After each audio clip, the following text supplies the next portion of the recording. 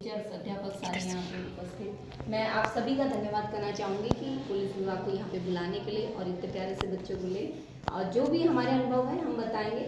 बच्चों आप लोग यहाँ पे हैं और जो भी लोग सारे यहाँ पे बैठे हैं बहुत ज्ञानी लोग हैं, समझ लो बहुत मेहनत करके यहाँ पहुँचे हैं, तो अपना अनुभव सभी शेयर कर रहे हैं। समझ लो तुम्हारे लिए कितनी काम की चीज़ है। थोड़ा सुनना क्या होता है ना, थोड़ा सा डिफिकल्ट तो है, बोलना तो इतनी बड़ी बात है, लेकिन जो सुन रहा है उसको, तुम इतने सारे लोगों को सुन रहे हो, थोड़ा थोड़ा भी सभी लोगों से इतनी बातें ग्रहण करोगे तो बहुत आगे पहुंच सकते हैं आप लोग। ठीक है ना? ठीक है, मैं 4 लाइन से शुरू करूंगी। ख्वाब देखे हैं तो कठिनाइयाँ तो हजार आएंगी। ख्वाब देखे हैं तो कठिनाइयाँ तो हजार आएंगी, लेकिन वो मंजर क्या होगा जिस दिन मंजिल हाथ आएगी। पुलिस की वर्दी आप लोग देख रहे हैं तो एक अलग आपको लग रहा होगा कि अच्छा लग रहा है। कैसा फील हो रहा है आप लोग बताइए? वर्दी देख के कैसा फील होता है? अच्छा लगता है? ठीक है, हम लोगों की कोशिश भी यही रहती है कि हम लोग पुलिस विभाग में हैं तो हम जहाँ पे भी जाते हैं, जिस भी क्षेत्र में काम, पुलिस विभाग में काम कर रहे हैं, पुलिस विभाग के अंदर भी बहुत सारे काम हैं, तो हम लोग कोशिश ये रहती है कि हम जनता से जब हम मिलते हैं तो जनता के जितने भी लोग हैं एक सुरक्षा का भाव पैदा हो। पुलिस आ गई है ये नहीं कि डर पैदा हो, पुलिस का मतलब ये नहीं होना चाहिए कि एक डर, मतलब कि पुलिस आ गई अरे डरना है, ये नहीं। पुलिस आ गई है तो तुम्हें ये फील होना चाहिए कि अब हम सुरक्षित हैं। होता है ना, बहुत सारी जगह हैं पुलिस को बुलाते हैं तो वो क्या अनुभव फील करते हैं कि अच्छा पुलिस आ गई अब सब ठीक हो जाएगा, चाहे आप लोगों के साथ कितनी भी परेशानी है।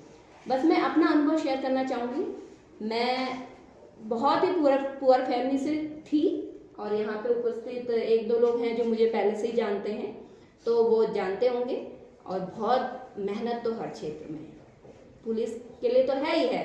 मैं कह रही पहाड़ की लड़कियां हो तुम सब, तुम्हारे लिए कुछ भी कठिन नहीं होना चाहिए, क्योंकि हम लोग डेली वर्कआउट इतना रहता है सुबह से शाम तक। इतने पहाड़ में अगर तुम स्कूल पैदल भी आते होंगे तो ये भी वर्कआउट बहुत है ना? पहाड़ की लड़कियां कैसी होती हैं? स्ट्रॉन्ग। मैंने जब फिजिकल दिया अपना 100 में से 100 नंबर मेरे आए हुए थे। तो ज़्यादा वर्कआउट नहीं, मैं स्पोर्ट्स से भी थी, मैं फुल मैराथन अभी तक भी की है, कुछ टाइम पहले तक। अभी 2-4 साल हुए हैं जो छोड़े हैं क्योंकि बच्चे हो गए हैं तो इसलिए छोड़ना पड़ा बीच में, नहीं तो मैं 42 किलोमीटर दौड़ की धाविका हूँ। और इंटरनेशनल ये नहीं कि मैं शुरू से ही स्पोर्ट्स करती थी, ये भी नहीं है। मैं एक गांव से आई हूँ, बहुत बैकवर्ड गांव जहाँ कुछ भी नहीं था। बस ये था कि माता पिता ने सोचा कि बच्चों को क्या करना है, स्कूल भेजना है। हमसे पहले तो हमारे गांव में जो थी ना लड़कियां पढ़ती भी नहीं थी। मेरी जो सबसे बड़ी सिस्टर थी वो पहली लड़की ऐसी थी जो उस गांव से, क्योंकि स्कूल क्या था 5th तक तो गांव में था, वहां से 6 से इंटर तक जो स्कूल था वो करीब 10-15 किलोमीटर दूर था।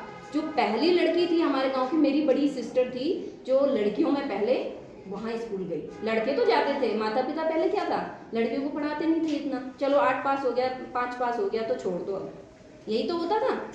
तो वहाँ से हम लोगों ने भी सोचा कि शिक्षा ऐसा है कि अगर हम शिक्षित हैं तो हम कुछ भी कर सकते हैं। कुछ भी का मतलब जितने सारे लोग यहाँ पे बैठे हैं, डॉक्टर हैं, शिक्षा विभाग से हैं या और क्षेत्र से हैं, पुलिस से हैं, आप हर कोई काम में, हर कोई भी फील्ड में जा सकते हैं। तो हम लोग, मेरी शिक्षा वहाँ 5th तक वहाँ से हुई है, 8th तक हमारे गांव से। फिर 9th में हमारा घर क्या था शहर में भी था, वहाँ मेरी दादी रहती थी तो मैं वहाँ चली गई कि मुझे पढ़ना है। तो मेरी दादी ने भी, उनको भी यही था, गरीब भले ही थे लेकिन शिक्षा के प्रति क्या थे, जागरूक थे, क्योंकि खुद पढ़े लिखे नहीं थे। उन्हें लगता था कि नहीं हम पढ़े लिखे नहीं हैं, हम नहीं, हमारे माता पिता नहीं पढ़ा पाए तो हमें अपने बच्चों को पढ़ाना है। ये भी हम धन्यवाद करते हैं कि हमारे माता पिता ने हमारे लिए इतना सोचा है ना। तो फिर क्या करा, इंटर तक मेरा कोई स्पोर्ट्स नहीं था, सिर्फ पढ़ाई पे फोकस था। तो आप लोगों को भी मैं यही कहूँगी, अगर गेम्स में जाते हो, स्कूल में भी तो होते हैं ना, खेल होते हैं ना हर क्षेत्र में, उसमें भी पार्टिसिपेट करना चाहिए।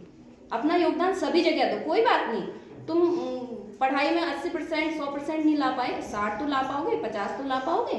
कोशिश करना हमारे हाथ में। और जहाँ हम कोशिश करते हैं वहाँ कभी हार नहीं होती। कोई बात नहीं, एक बार कम नंबर आए, दूसरी बार और मेहनत करो और मेहनत करो, ऐसे ही तो होता है। तो फिर मैंने क्या करा, इंटर के बाद मैंने स्पोर्ट्स, जब मैं कॉलेज में चली गई तब मैंने स्पोर्ट्स ज्वाइन किया कॉलेज में। तो हम लोग कॉलेज में क्या होता है ना, गैप होते हैं ना पीरियड, जैसे मान लो एक पीरियड हमारा 10 बजे से है 11 बजे तक, 10:30 तक, फिर दूसरा पीरियड क्या होता है 12 से 12:30, ऐसे होता है, वहाँ पे गैप होता है। तो गैप के टाइम पे हम लोग क्या करते थे, वहीं डिग्री कॉलेज में क्या था, स्पोर्ट्स का था, हम लोग वहाँ तैयारी करते थे। और जब पीरियड होता था कि हाँ हमारा ये वाला सब्जेक्ट है, उसका हमने पढ़ना है, तो हम वहाँ चले जाते थे। ऐसे करके सुबह ही जाके लंच भी ले जाते थे, क्योंकि स्पोर्ट्स करना है, एक्स्ट्रा टाइम देना है, तो फिर घर आने का टाइम नहीं मिलता था। अपना लंच भी लेके जाते थे, फिर शाम को वापस आते थे, सुबह जाके शाम को। और उससे पहले सुबह जब स्कूल जाते थे या कॉलेज जाते थे, उससे पहले भी हम घर का पूरा काम करके जाते थे, क्योंकि मैं दादी के साथ रहती थी, मम्मी हमारी गाँव में रहती